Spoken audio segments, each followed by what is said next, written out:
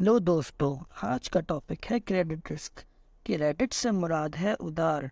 उधार तो कोई आपसे लेता है या आप किसी को देते हो, तो इसमें अब रिस्क क्या है?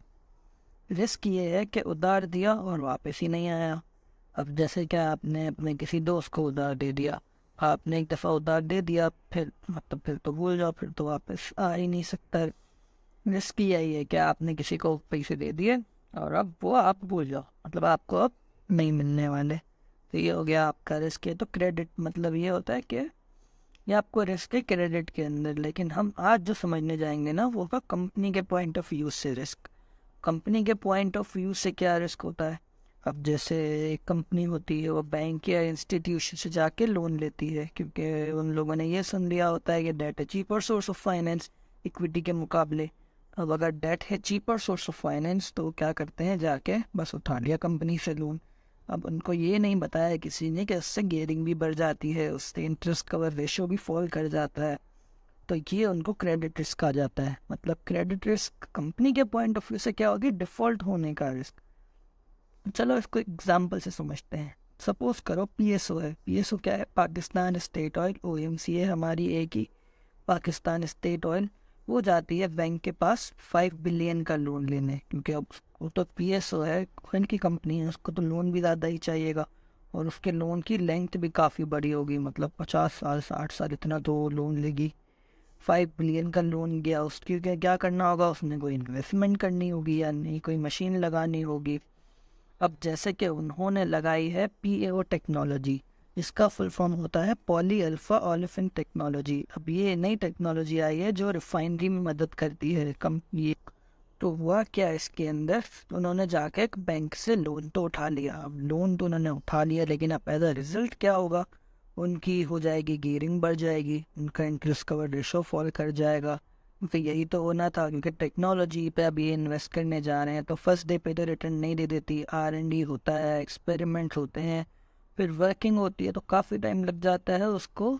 मतलब एज आप समझो, एक दरख्त की तरह होता है कि आप आज पानी डालोगे, पानी डालते रहोगे, पानी डालते रहोगे, तो फिर कहीं जाके वो अपना फल देना शुरू करेगी सालों के बाद। अब ऐसा एक फर्स्ट डे पे ही तो नहीं रिटर्न आने लग जाएगा ना उसकी इन्वेस्टमेंट का। तो सीधे टाइम तो लग जाता है, लेकिन तब तक क्या होगा? गियरिंग हाई रहेगी, इंटरेस्ट कवर रेशियो फॉल करेगा। इसमें रिस्क यही होगा कि पीएसओ ने इंटरेस्ट और प्रिंसिपल पे बैक ही ना कर पाए। जिससे टर्म्स में एग्रीड होगा कि अब फॉर एग्जांपल पीएसओ को हर साल करके 1-1 मिलियन या 2-2 मिलियन वापस भी करना है और इंटरेस्ट भी अलग देना है। तो रिस्क ये होगा पीएसओ को कि पीएसओ उस इंटरेस्ट और प्रिंसिपल अमाउंट को पे बैक ही ना कर पाए जो एग्रीड है टर्म्स के अंदर। तो फिर आ जाएगा वो रिस्क ऑफ डिफॉल्ट, जो कि रिस्क ऑफ डिफॉल्ट है क्रेडिट रिस्क। अब ऐसा असल में तो नहीं हुआ पीएसओ के साथ, घबराना नहीं है, ये सिर्फ मैं एग्जांपल के तौर पे आपको समझा रहा हूँ। तो समझो पीएसओ ने क्या किया, पीएसओ ने लोन लिया, पीएसओ वापस नहीं कर पाया, इंटरेस्ट भी वापस नहीं दे पाया, प्रिंसिपल अमाउंट भी वापस नहीं दे पा रहा है।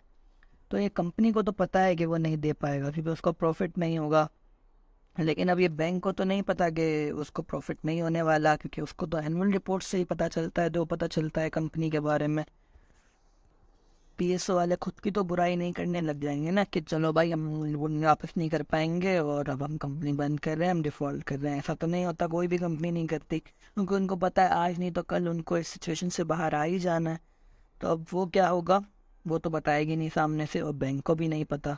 तो अब बैंक को नहीं पता, तो अब मसला क्या हो जाएगा कि ट्रस्ट इश्यूज आ जाएंगे।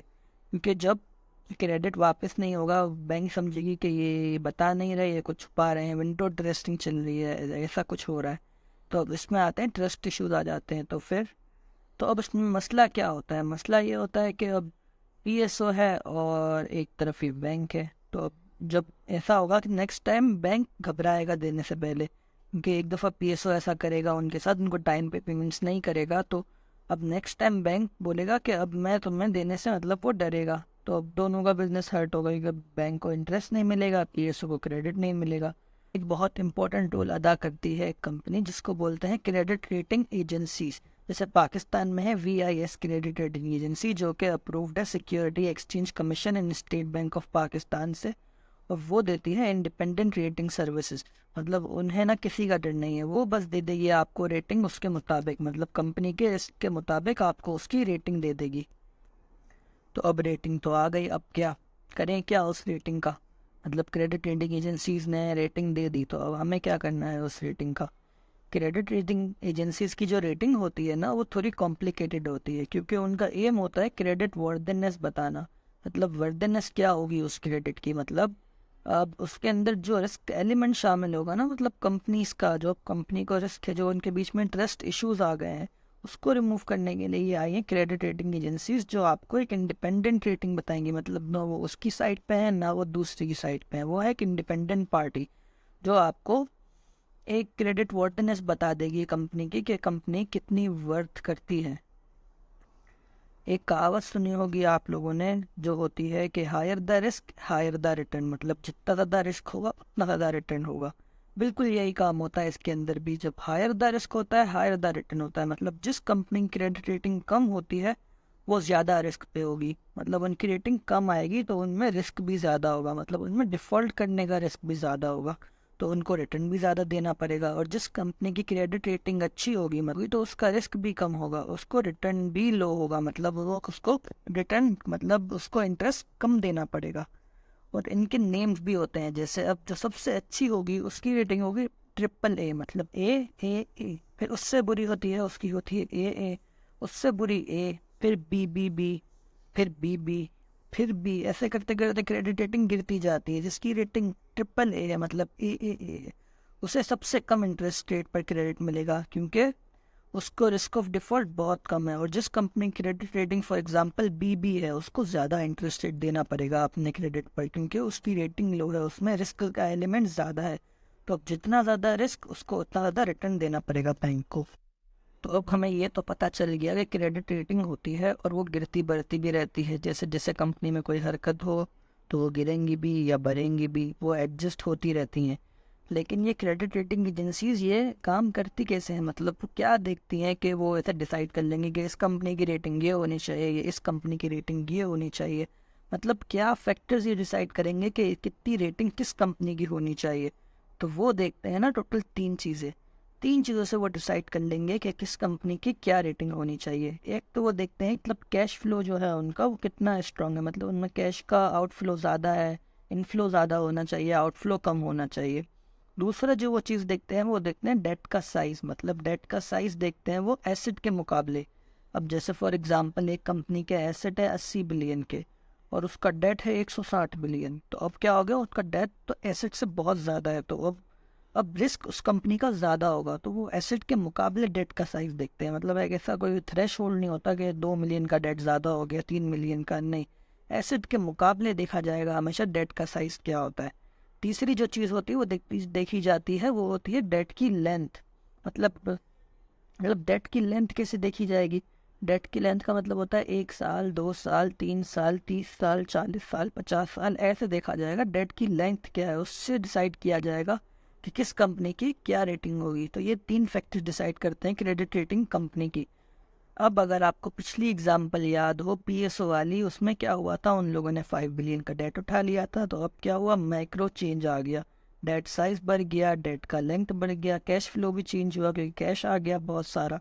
तो अब होगा क्या, क्रेडिट रेटिंग एजेंसीज को पता चलेगा कि भाई पीएसओ ने डेट ले ली, अब उसकी क्रेडिट रेटिंग भी चेंज हो जाएगी। जैसे पहले सपोज वो ए थी, तो अब क्या पता ए हो जाए या क्या पता ट्रिपल ए हो जाए। अब ये तो वो क्रेडिट रेटिंग एजेंसीज ही बताएगी कि इंटरेस्ट रेट बढ़ भी सकता है और कम भी हो सकता है। पीएसओ का रिस्क देखेंगे, वो ये 3 फैक्टर्स देखेंगे, बाकी भी बहुत सारी चीज़ें देख के डिसाइड करेंगे कि अब पीएसओ की नई रेटिंग क्या आनी चाहिए। तो अब क्रेडिट रेटिंग एजेंसीज का काम तो हो गया, तो अब पीएसओ को क्या करना पड़ेगा, उनको अपना रिस्क फ्री रेट देखना होगा पहले तो, क्योंकि वो जो रिस्क फ्री रेट होता है वो तो हर कंपनी को देना होता है, चाहे वो कितनी भी अच्छी रेटिंग एजेंसीज हो, उसका नाम तो है ही रिस्क फ्री रेट। मतलब उसमें कोई रिस्क का एलिमेंट शामिल है ही नहीं, वो सबको देना होता है, जिससे बैंक का भी तो घर चलेगा। मतलब जिस कंपनी में बिल्कुल रिस्क नहीं है वो भी इंटरेस्ट तो देगी ही ना, तो वो देते हैं रिस्क फ्री रेट। तो सभी देते हैं, रिस्क फ्री रेट के साथ साथ हमें देना पड़ता है एक प्रीमियम इंटरेस्ट। प्रीमियम इंटरेस्ट कैसे जैसे होता है, वो होता है रिस्क की बेसिस के ऊपर डिसाइड, मतलब जितना ज़्यादा रिस्क उतना प्रीमियम रिस्क हमें प्रीमियम इंटरेस्ट हमें देना होगा, जो हमारा रिस्क फ्री रेट के साथ जुड़ जाएगा। बाय द वे, अब जैसे पाकिस्तान की रेटिंग आपको पता है क्या है? वो है ए भी नहीं है, बी भी नहीं है, सी है, CCC+ है भाई, इतना नीचे है रिस्क। और उसका रिस्क फ्री रेट भी इसकी वजह से बहुत बहुत ज़्यादा है। मतलब पाकिस्तान का जो आजकल इंटरेस्ट रेट चल रहा है वो चल रहा है 20%। 20% सिर्फ हमारा इंटरेस्ट रेट है, हमारी क्रेडिट रेटिंग की वजह से। हमारी क्रेडिट वर्दनेस CCC है, मतलब बहुत नीचे है फिलहाल। तो जो पाकिस्तान को जिसने डिसाइड किया है वो है standard and poor credit rating agencies. ये बड़े लेवल पे काम करती है, जैसे पूरी पूरी कंट्री की रेटिंग करना, या जो कमोडिटीज़ होती हैं उनको रेट करना भी इन्हीं का काम है। अच्छा, तो एक होता है रिस्क फ्री रेट, फिर आता है क्रेडिट स्प्रेड, जो रिस्क फ्री रेट के ऊपर देना होता है एडिशनल इंटरेस्ट, जो रिस्क को कंपनसेट करेगा। क्रेडिट टेबल होता है जो हमेशा बेसिस पॉइंट की शक्ल में होता है, मतलब उसके अंदर इंटरेस्ट नहीं लिखा हुआ होता, उसके अंदर बेसिस पॉइंट्स होते हैं। बेसिस पॉइंट्स को मतलब आपको हमेशा डिवाइडेड बाय 100 करना होगा उसका रेट निकालने के लिए।